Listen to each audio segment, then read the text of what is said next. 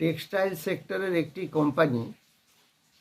কোম্পানিটি গত বছর যা প্রফিট ছিল 2025 ফার্স্ট কোয়ার্টার, এবছর ফার্স্ট কোয়ার্টারে 124% প্রফিট জাম্প করেছে। এই কোম্পানিটির নাম জিনি জিনি ফিলামেন্ট। এটি টেক্সটাইল সেক্টরের একটি কোম্পানি। প্রফিট খুব ভালো জাম্প করেছে এবং বাড়ছেও ভালো। এটি দিকে আমরা নজর রাখবো। এটি টেক্সটাইল সেক্টরের একটি কোম্পানি, জিনি ফিলামেন্ট। 9 নভেম্বর একটি সেমিনার অনুষ্ঠিত হবে এবং 5 অক্টোবর নতুন ব্যাচের ক্লাস চালু হবে। যারা ইন্টারেস্টেড তারা হোয়াটসঅ্যাপে যোগাযোগ করবেন।